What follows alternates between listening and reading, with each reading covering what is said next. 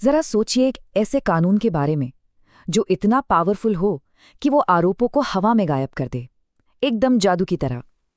आज हम भारतीय नागरिक सुरक्षा संहिता की धारा 247 की पड़ताल करने वाले हैं। ये एक ऐसा प्रोविजन है जो भारत में कोर्ट केसेस के चलने का तरीका ही बदल रहा है। तो चलिए देखते हैं कि ये कैसे काम करता है और आखिर ये इतना ज़रूरी क्यों है। तो एक सिचुएशन इमेजिन कीजिए जो अक्सर होती है। किसी पर कई सारे क्राइम्स का इल्जाम है, लेकिन उसे सजा होती है सिर्फ एक के लिए। तो सवाल ये उठता है कि बाकी सब आरोपों का क्या होता है? क्या उन्हें बस यूं ही छोड़ दिया जाता है? क्या वो केस हमेशा के लिए हवा में लटका रहता है? बस इसी कंफ्यूजन को दूर करने के लिए भारतीय नागरिक सुरक्षा संहिता की धारा 247 बनाई गई है। तो देखिए, ये सब शुरू होता है एक बहुत ही कॉमन सिनारियो से, जो हमारे जस्टिस सिस्टम में अक्सर देखने को मिलता है। एक इंसान और उस पर लगे इल्जामों की एक लंबी चौड़ी लिस्ट। मान लीजिए किसी पर एक ही घटना से जुड़े चोरी, हमला और घर में जबरन घुसने, तीनों के आरोप हैं। बस यही वो स्टार्टिंग पॉइंट है जहां से सेक्शन 247 का रोल शुरू होता है।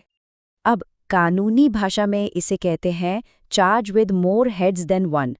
इस भारी भरकम शब्द से डरने की बिल्कुल जरूरत नहीं है। इसका सीधा सा मतलब बस इतना है जो हमने अभी डिस्कस किया। एक इंसान, एक केस, लेकिन आरोप कई सारे। चाहे वो चोरी हो, हमला हो या कोई फ्रॉड, ये सब एक ही मुकदमे का हिस्सा होते हैं। तो फिर इस पूरी प्रोसेस को शुरू क्या करता है? आखिर इसका ट्रिगर क्या है? जवाब है सजा।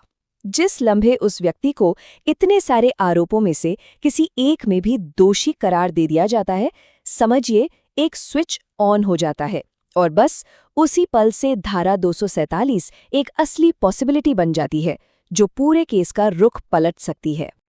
चलिए इस प्रोसेस को स्टेप बाय स्टेप समझते हैं। सबसे पहले एक व्यक्ति के खिलाफ कई आरोप तय होते हैं।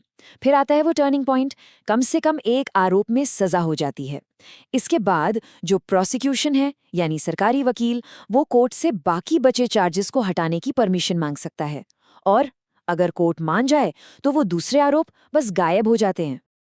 देखिए, आरोपों को हटा देना कोई मामूली बात नहीं है।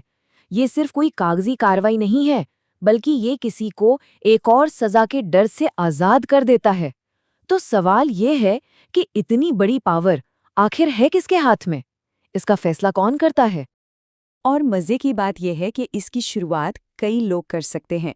शिकायत करने वाला यानी कंप्लेनेंट, या फिर केस लड़ रहा सरकारी वकील, यहाँ तक कि कोर्ट खुद भी यह कदम उठा सकती है। लेकिन यहाँ एक पेंच है, एक सबसे जरूरी बात, और वो ये कि कोर्ट की सहमति के बिना कुछ भी नहीं हो सकता।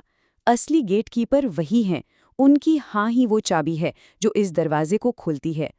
तो ठीक है, मान लेते हैं कोर्ट ने अपनी सहमति दे दी और आरोप वापस ले लिए गए। तो अब असल में होता क्या है? इसका नतीजा सिर्फ एक टेक्निकल फॉर्मेलिटी नहीं है, ये उस आरोपी के लिए एक बहुत बड़ा और बहुत ही पावरफुल रिजल्ट लेकर आता है। और इस बारे में कानून एकदम क्लियर है, बिल्कुल साफ।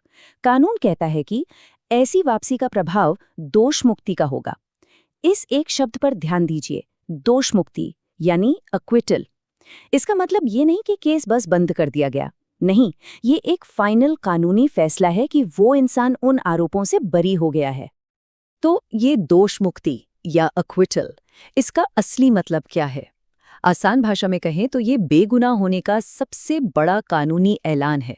ये कोर्ट का ऑफिशियली ये कहना है कि ये व्यक्ति इस क्राइम का दोषी नहीं है।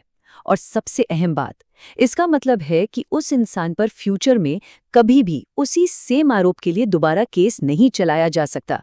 ये एक फाइनल चैप्टर क्लोज है। लेकिन कहानी यहाँ खत्म नहीं होती। जैसे ही हमें लगता है कि सब कुछ फाइनल हो गया, कानून एक बहुत ही दिलचस्प ट्विस्ट लेकर आता है। इसमें एक इनबिल्ट सेफ्टी फीचर है, हमारे जस्टिस सिस्टम के लिए एक तरह का अंडू बटन।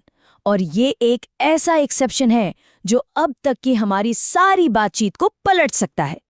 इस टाइमलाइन को जरा ध्यान से देखिए। मान लीजिए जनवरी 2025 में किसी को चार्ज ए में सजा हो जाती है, ठीक है। अगले महीने फरवरी में बाकी बचे चार्ज बी और सी वापस ले लिए जाते हैं, मतलब उन पर वो बरी हो गया। लेकिन 2 साल बाद मार्च 2027 में एक हायर कोर्ट चार्ज ए वाली सजा को ही कैंसिल कर देती है। तो अब क्या होगा? कानून कहता है कि ऐसे में कोर्ट उन वापस लिए गए चार्जेस बी और सी पर फिर से ट्रायल शुरू कर सकती है। तो इससे बड़ी पिक्चर क्या समझ आती है? असल में धारा 247 पूरी तरह से एक बैलेंस बनाने का काम करती है। एक तरफ है अदालतों की एफिशिएंसी, भाई जब एक बड़ी सजा मिल ही चुकी है तो फिर छोटे मोटे आरोपों पर कोर्ट का कीमती वक्त और पैसा क्यों बर्बाद करना। और दूसरी तरफ है न्याय की मांग, अगर वो मेन सजा ही बाद में गलत साबित हो जाए तो ये कानून पक्का करता है कि दूसरे अपराधों के लिए इंसाफ का दरवाजा हमेशा के लिए बंद ना हो। तो असल में धारा 247 हमारे लीगल सिस्टम को एक बहुत ज़रूरी चीज़ देता है, और वो है फ्लेक्सिबिलिटी। यह इस बात को मानता है कि न्याय हमेशा एक सीधी लकीर में नहीं चलता। यह एफिशिएंसी और इंसाफ के आखिरी मकसद के बीच एक समझदारी भरा बैलेंस बनाने के लिए ज़रूरी लचीलापन देता है। तो आखिर में ये हमें एक बड़े सवाल पर लाके खड़ा कर देता है।